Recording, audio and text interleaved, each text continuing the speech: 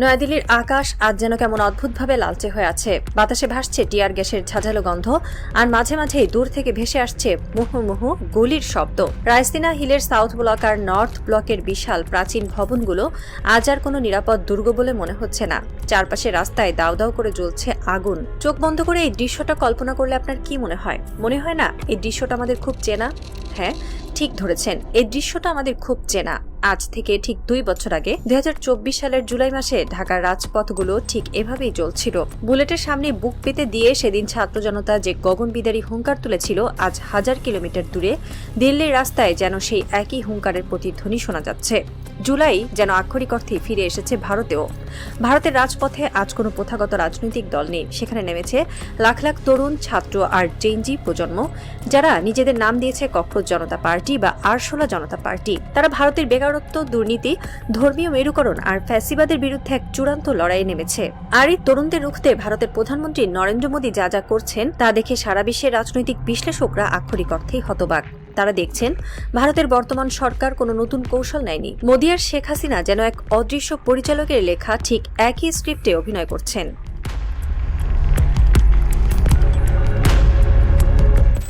স্বৈরাচারীদের মনস্তত্ত্ব এবং পতনের ব্যাকরণ পৃথিবীর সব জায়গায় একই রকম হয়। ফিরে যাই 2024 সালের সেই রক্তাক্ত জুলাইয়ে।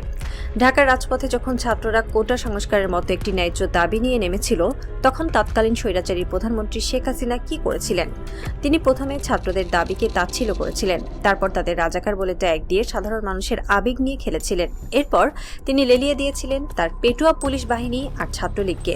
যখন তাতেও কাজ হলো না, তখন তিনি পুরো দেশের ইন্টারনেট সংযোগ বিচ্ছিন্ন করে দিয়েছিলেন, যাকে বলা হয়েছিল ইন্টারনেট শাটডাউন। তিনি ভেবেছিলেন ইন্টারনেট বন্ধ করে দিলে, ফেসবুক, ইউটিউব বন্ধ করে দিলে, অন্ধকারের ভেতর লাশ গুম করে ফেললে কেউ কিছুই জানবে না। আজ ভারতে মোদী সরকার ঠিক কি করছে?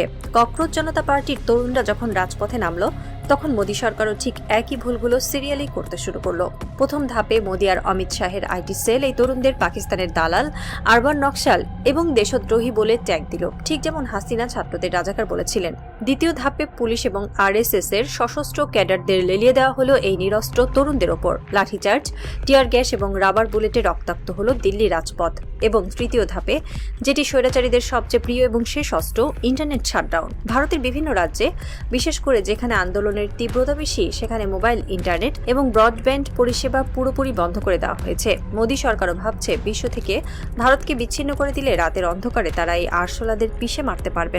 কি এক অদ্ভুত মিল! মোদী এবং হাসিনা যেন একই গুরুর কাছে রাজনীতি শিখেছেন। দুজনের পতনের চিত্রনাট্য যেন একই টাইপরাইটারে লেখা হচ্ছে।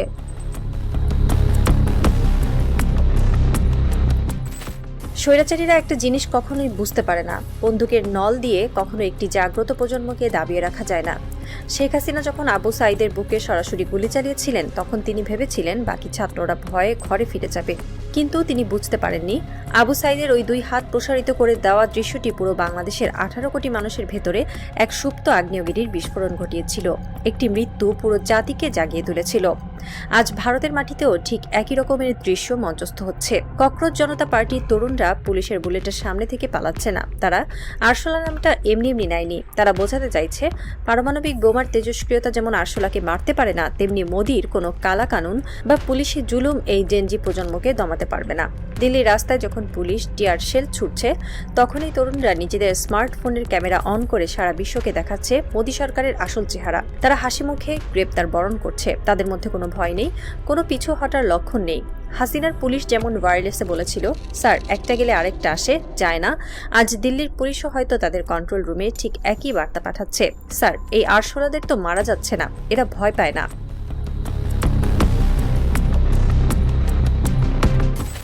যখন একটি দেশের তরুণ প্রজন্ম ভয় পেতে ভুলে যায়, তখন রাষ্ট্রের ক্ষমতা কেন্দ্রে বসা স্বৈরাচারীদের রাতের ঘুম হারাম হয়ে যায়।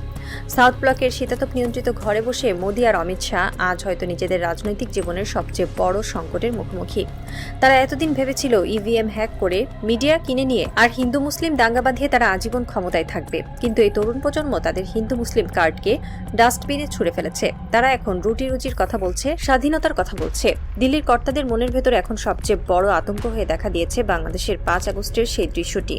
তারা খুব ভালো করেই জানে শেখ হাসিনা ঠিক এভাবেই দম্ভ করেছিলেন। তিনি ভেবেছিলেন তার পুলিশ, তার র্যাব, তার সেনাবাহিনী তাকে বাঁচিয়ে দেবে, কিন্তু শেষ মুহূর্তে যখন লাখো জনতা গণভবনের দিকে ধেয়ে আসছিল, তখন তাকে মাত্র 45 মিনিটের নোটিশে একটি সামরিক হেলিকপ্টারে করে দেশ ছেড়ে পালাতে হয়েছিল।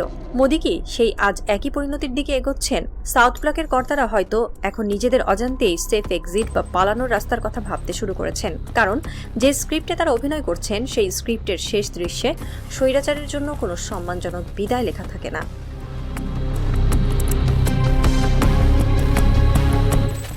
বাংলাদেশের জুলাই আগস্টের গণ অভ্যুত্থানে একটি টার্নিং পয়েন্ট বা মোড় ঘোরানো মুহূর্ত ছিল সেনাবাহিনীর ভূমিকা। যখন শেখ হাসিনা চেয়েছিলেন সেনাবাহিনী দিয়ে সাধারণ মানুষের উপর নির্বিচারে গুলি চালাতে, তখন দেশপ্রেমিক সেনাবাহিনী সেই বেআইনি নির্দেশ মানতে অস্বীকৃতি জানিয়েছিল। তারা জনগণের পাশে দাঁড়িয়েছিল। আজ ভারতের দিকে তাকালে সেই একই সমীকরণের ছায়া দেখতে পাওয়া যায়। মোদী সরকার হয়তো চাইবে পুলিশ দিয়ে না পারলে শেষ অস্ত্র হিসেবে ভারতের সেনাবাহিনীকে রাস্তায় নামাতে, কিন্তু ভারতের সেনাবাহিনীও কি এই লাখো তরুণের উপর, নিজেদেরই দেশের সন্তানের উপর গুলি চালাবে?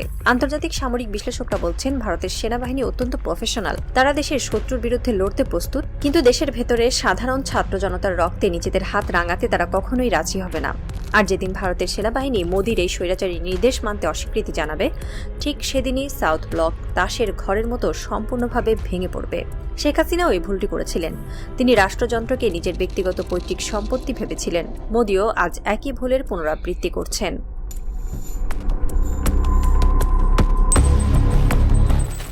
ইতিহাসের বিচার বড়ই অদ্ভুত। প্রকৃতি কখনো কোনো অহংকারকে দীর্ঘস্থায়ী হতে দেয় না। যে ভারত সরকার গত 15 বছর ধরে বাংলাদেশের একটি স্বৈরাচারী ফ্যাসিস্ট সরকারকে টিকিয়ে রেখেছিল, যে ভারত সরকার বাংলাদেশের মানুষের রক্তের উপর দিয়ে নিজেদের ট্রানজিট আর বাণিজ্যের স্বার্থ হাসিল করেছিল, আজ সেই ভারতের গদিতেই আগুন লেগেছে। প্রকৃতি যেন মোদী সরকারকে চোখে আঙ্গুল দিয়ে দেখিয়ে দিচ্ছে, তোমরা অন্যের দেশের স্বৈরাচারকে মদত দিয়েছিলে, আজ তোমাদের নিজেদের দেশেই সেই স্বৈরাচারের পতন কিভাবে হয় তাই দেখো। ককরোচ জনতা পার্টির এই আন্দোলন শুধু ভারতের অভ্যন্তরীণ বিষয় নয়, এটি হলো পুরো দক্ষিণ এশিয়ার রাজনৈতিক মনস্তত্ত্বের এক বিশাল পরিবর্তনের প্রতীক। বাংলাদেশের জুলাই বিপ্লব প্রমাণ করে দিয়েছিল যে এশিয়ায় এখন আর কোনো ফ্যাসিজম বা স্বৈরাচার টিকবে না। সেই বিপ্লবের ঢেউ আজ সীমানা পেরিয়ে আছড়ে পড়েছে খোদ ভারতের রাজধানীতে।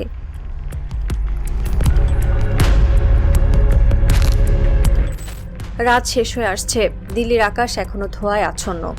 সাউথ ব্লকের সেই সুরক্ষিত কক্ষে আজ হয়তো কোনো ঘুম নেই। মোদী সরকার তাদের উগ্রবাদী রাজনীতি আর আধিপত্যবাদের চর্চা করতে গিয়ে ভারতকে এমন এক খাদের কিনারা এনে দাঁড় করিয়েছে, যেখান থেকে ফেরার কোনো পথ তাদের সামনে খোলা নেই।